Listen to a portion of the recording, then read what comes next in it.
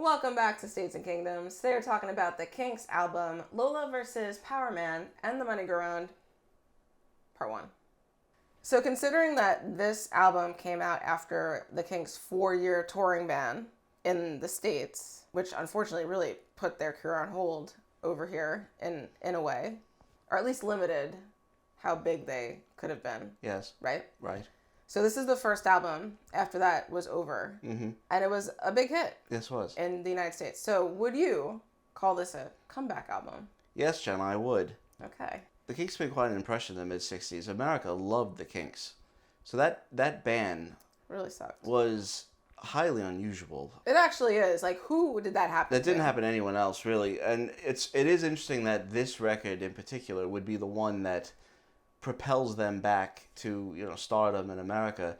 One all about that exact kind of nonsense that a musician would have to deal with. Yeah, all the music industry, business, and managers, garbage, agents, and unions, bureaucracy.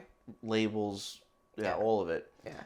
And so it certainly is a comeback because the Kinks had fantastic success the rest of the rest of their careers, which is not even necessarily over. This is in between Arthur and Muswell Hillbillies. Oh, leave Percy out of it for now. Just for now. No, for good. But, between Arthur and Muswell Hillbillies, two albums that I think are, of course, masterpieces that we love. It's described as a concept album. Labels. These labels. Well, things aren't always properly defined. So, a concept album to me was something like The Who Sell Out. Or at least the concept of Sgt. Pepper. Which is, this is a band, they're playing all these songs. Right. On this, whatever, not the Beatles. It's a radio station. These are all playing on the radio station. Or, not to go into the future, but like Queens of the Stone Age, this is while driving into the desert. This is songs on the radio. That's a concept. Songs for the deaf. Yeah. Yes. I didn't say that. I said it. Oh. Yeah. Thank you. These are thematically linked songs.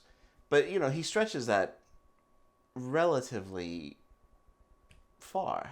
Mm-hmm. But at the same time, although they are thematically linked, many of them, what he's singing about are such universal themes. Well, Ray Davies always is able to do that. Which is what he always does. Yeah. So even though a song like Moneygoround or Top of the Pops, they're obviously about actual issues within the music industry, things that they've come up against, anyone can understand like those emotions, those feelings, and it's very understandable. No, he's a masterful, brilliant writer. I don't think there's another rock songwriter that is able to write as satirically as he does while keeping it rock music. All the pathos and the humor in it, even on an album like Arthur, which is actually heavy. Very heavy and heartbreaking at times. Yeah, he never leaves the actual rock and roll arena. The light and the dark of it. Ray Davies, his talent cannot be overstated.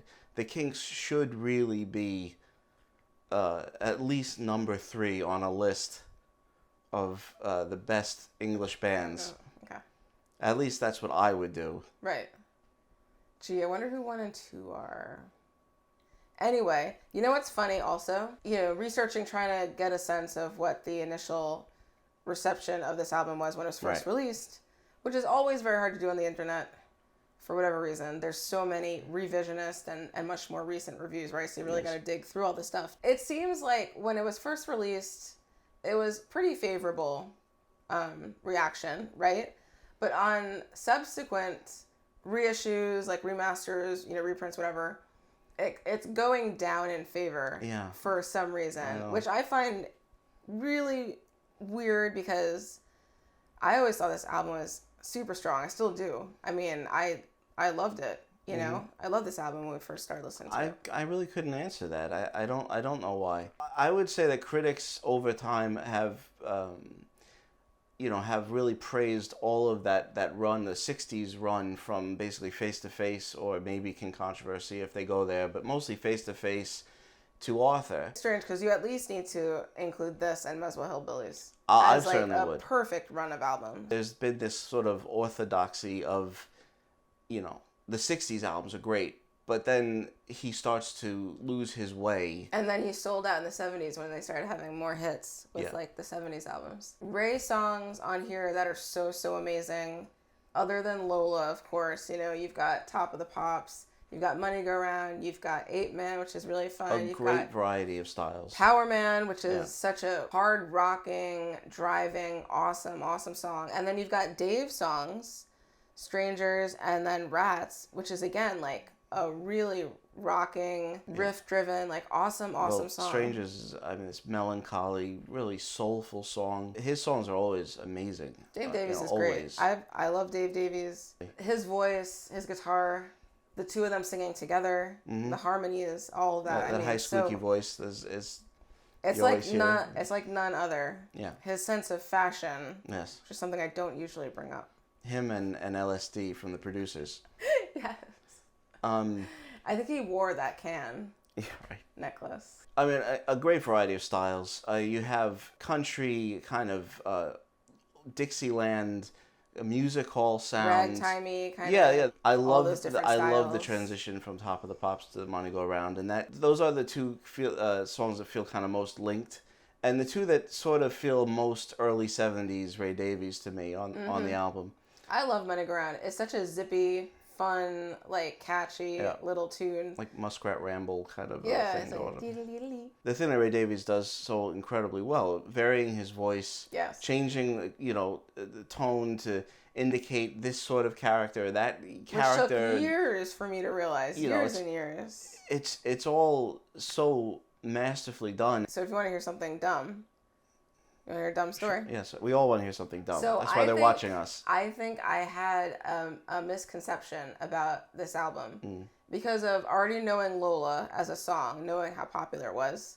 I feel like the title of the album being worded the way it was made me think that maybe it was like Lola plus a bunch of like other singles. Right. Like, again, like I didn't have the ability or wherewithal to actually look this stuff up. Like, what was I gonna do? Yeah. You know, so just buying the album and finally hearing it, it's like, oh, I mean, finally, I mean, like within probably months of the initial, like, is this just like singles? Years after listening to it, you finally realized. But I think I was misled. Yeah. Plus, if we want to just quickly speak on Lola, I think where they put that song in the track list is weird, but also I'd love to know what they were going for. Yeah. Because it's really like right in the middle of the first side. It's not, doesn't punctuate anything or really, it's kind of an outlier. It actually breaks up thematically linked songs as well. But on the other hand, when I really listen to Lola, because, you know, having heard it so many times, when I really get down and listen to it, you know, it is a very satisfying song. Of course. In the way that, you know, it builds and, you know, the like soft acoustic strumming to like, you know, the sing-along parts. And, it, you know, it's very satisfying the way it grows into its completed form. It's a relatively short record. It is. It's under 40 minutes. This album and it's 40 minutes. Muswell Hillbillies really sit together so nicely. Yeah, they do. You know, like a lot of the same themes. Like little brothers. Mm-hmm. Maybe cousins. You could include Everybody's in Showbiz, and you have a little trilogy of, you know, what musician country tinged or sort of modern celebrity. men. Yeah, there's like a whole bunch of things in there. Country. You know, whether you should have the single on the album. You know, it's a constant thing, especially a sort of the British and American philosophies differed on that. Americans like to put the singles on. Yeah, you tend English to. like to keep the singles separate off the album. Even though Bebop-A-Lula and Woman Love are not on the first Gene Vincent record. So, like, you know, the Smiths, Meat is Murder, they decided not to put How Soon Is Now on there. I think that was a mistake. Right. And in the Australian and US versions have it. Right. So the CD I always listen to has it on it. Which is interesting, too. I don't know why so the CD version had it. Yep. But the current vinyl releases don't. Not. I think that song should be there. I think it works. And then on Skylarking, putting Dear God at the end. And for that, I think they probably shouldn't have done it. Yeah, because it sort of sits out alone. I think with Lola they made the right choice. I think it should be on the album. Yeah. The placement of it is interesting, but it should be on the album. I just want to know why they did that. Yeah, it's fourth. Yeah. The fourth track, right in between Denmark Street and Top of the Pops. I mean, you think? I mean, if it were really more of a narrative, or if Ray Davies wanted to, Lola should be like when he's already famous and like dissipated and Yeah. But it's early. Yeah. Like it doesn't fit in with the first side of the album. So it's that's the thing. It's not. It's fine. The album's just not meant to tell that story that way. Thank you so much for watching this video. Make sure to like and subscribe, leave a comment. We'll see you next time here at Stacey Kingdoms with another video. Take care.